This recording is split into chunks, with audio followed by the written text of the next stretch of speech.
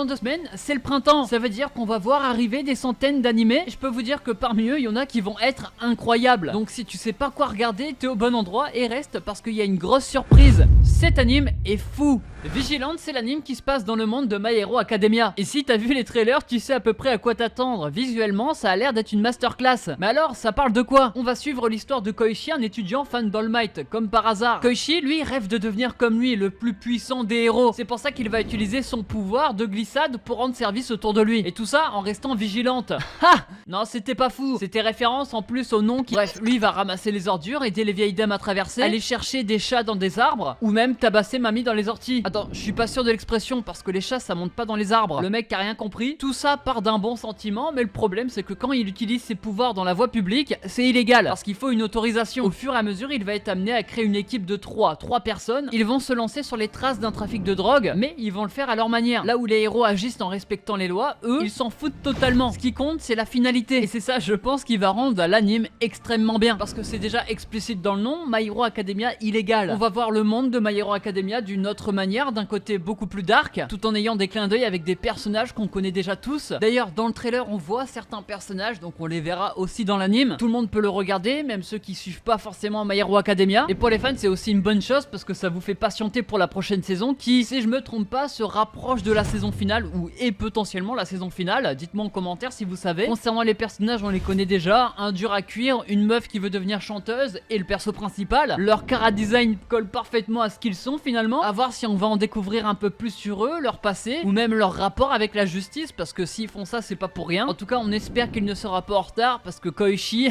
on va peut-être la supprimer celle-là. Vigilante touche pour genre action, comédie, drame surnaturel et pour thème combat, super-héros et super pouvoir. Note-le quelque part. Tu n'es pas prêt pour celui-ci. Sword of the Demon Hunter. J'en avais vaguement parlé la saison dernière parce qu'il était censé sortir là, mais malheureusement ou heureusement, il a été décalé pour cette saison et vous allez voir que le trailer donne énormément envie. Et dedans, énormément d'action. Mais ça parle de quoi? Avant d'en parler, n'oublie pas le petit like qui fait plaisir et qui aide beaucoup si t'as aimé la vidéo. Et en commentaire, tu vas me mettre l'anime que t'as préféré pour cet hiver. Bon, Kijin Gentuchu, ça parle de quoi? L'histoire va débuter à l'époque d'Edo. En gros, au Japon, dans les années 1600. Ça va se passer dans un village reculé, là où vit une prêtresse qui s'appelle Itsuki Hime. Et elle a un garde du corps qui s'appelle Jinta, un épéiste habile qui, même s'il est un étranger au sein du village, il a juré de protéger la prêtresse au péril de sa vie. Il aurait pas dû faire parce qu'un jour un démon va arriver et va attaquer le village. Il va l'anéantir et briser au même moment les rêves du jeune homme qui perdra son humanité, la femme dont il était amoureux, mais aussi sa sœur cadette, Suzune. Au même moment, Jinta apprendra que la prêtresse deviendra une calamité dans 70 ans, mais pas n'importe laquelle, celle capable de détruire le monde. Mais ce qui est bien avec cet anime, c'est qu'il mélange aussi voyage temporel, donc on va espérer que ce soit pas dur à comprendre. Ça ira de l'époque d'Edo à l'ère Heisei, soit quasiment 170 ans entre les deux. Il va commencer un voyage à travers le temps, tout en s'interrogeant sur la raison pour laquelle il manie son sabre. Et tout ça en public. Non, y a rien de drôle, on parle vraiment de son sabre pour le coup. Vous l'avez compris, c'est dark, original, je l'attends de fou cet animé. Surtout qu'au vu du trailer comme dans le premier, l'animation a l'air d'être incroyable, même si pour l'instant on n'a pas vu grand chose, mais tout ce qui est les jeux de lumière, les reflets, etc. c'est très beau. Nous on suit l'histoire d'un mec, il a tout perdu, il ne vit que pour sa vengeance, alors que pourtant tu perds un village. La fille elle avait juste à en prêter un autre, c'est son métier bordel, elle est prêtresse. Attends, je suis pas sûr que ça veut dire ça là. Du coup il va être un personnage assez dark et charismatique encore une fois. On va pas se mentir, c'est ce qui plaît le plus aux spectateurs. J'ai hâte de voir comment il va détruire ses démons à chaque fois qu'il va en croiser un, et surtout comment vont être animés ces moments d'action. En bref, Sword of the Demon Hunter, ça a l'air d'être un classique, il faut absolument que tu le notes quelque part. Il touche pour genre action, aventure historique, psychologique, surnaturel et pour thème démon, samouraï et voyage temporel, et lui sera dispo sur ADN.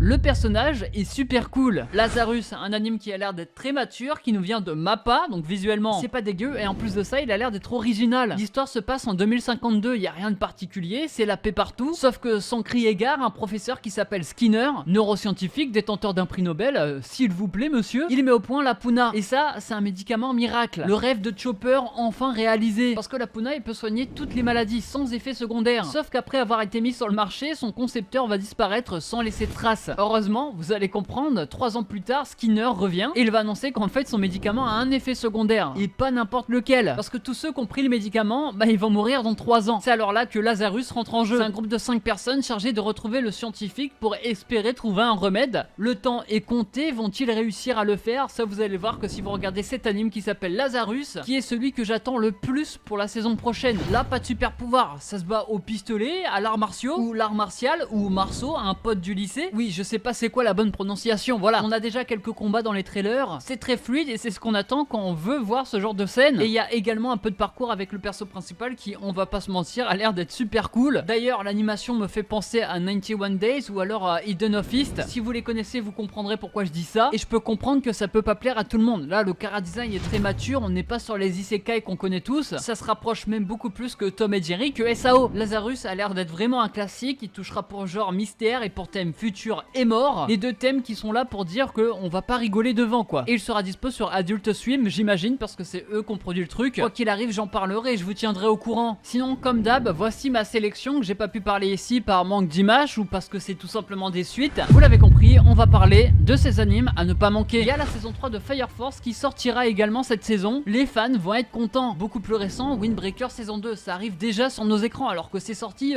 avant-hier. The Beginning After the End, ça y est, il est enfin là. Pour ceux qui connaissent pas, c'est un classique. Attention, j'ai un peu peur de l'animation. Vas-tu réussir à le terminer? Your Forma, cet animé qui est tellement original qu'il peut être compliqué à comprendre et à regarder. C'est suffisant personnellement pour m'intriguer, mais ça parle de quoi? De la 4, le format plutôt classique. Non mais Your Forma, c'est le nom de l'animé, on te pose pas la question là. La technologie médicale a sauvé les gens d'une épidémie. Elle a évolué pour devenir un terminal d'information essentiel à la vie quotidienne. Elle enregistre tout ce que vous faites, ce que vous voyez, ce que vous entendez et même vos émotions. C'est dans ce contexte que l'anime va se passer. Nous on suit l'histoire d'Echika, une télégraphiste. Son travail c'est de se plonger dans ce genre de dossier. Le but c'est de résoudre des affaires importantes. Elle fait équipe avec Harold, un robot à l'apparence humaine, et à deux ils sont là pour s'attaquer au crime électronique. Vous avez sûrement fait le rapprochement parce qu'il ressemble étrangement à l'autre, là je sais plus comment il s'appelle mais le perso principal il a les cheveux orange. Pareil c'était un système d'enquête futuriste. Ce genre d'animes sont plutôt bien amenés, surtout que là on a une intrigue. La fille déteste les robots à cause d'une expérience passée. Peut-être qu'au cours des épisodes on en saura davantage. En tout cas si c'est pas le cas et c'est pas l'intrigue principale, j'espère qu'il y en aura une, même si ça reste plutôt original parce que c'est futuriste et que le côté enquête ne ressemble pas à ce qu'on a l'habitude de voir. Bah si, au final tout se ressemble, ça reste le même point de départ et la même finalité dans tous les animés d'enquête. Je dis pas que c'est nul mais j'ai envie d'être surpris, surtout que l'animation n'a pas l'air d'être dégueu et qu'ils ont avec leur synopsis un potentiel quasiment infini. Your Forma il touche pour genre science-fiction, crime, détective, enquête et robot, et comme les autres il sortira fin mars ou début avril. Bref, c'est Orange Manga, je vous ai parlé de ces 4 animes à voir absolument pour ce printemps, en plus de quelques bonus. Il y a quand même quelques isekai qui ont pas l'air dégueu, mais ça on verra bien quand ils sortiront. Comme d'hab, le petit like si t'as aimé ça fait plaisir et ça aide beaucoup, et en commentaire tu vas me mettre l'anime que t'as le plus aimé cet hiver.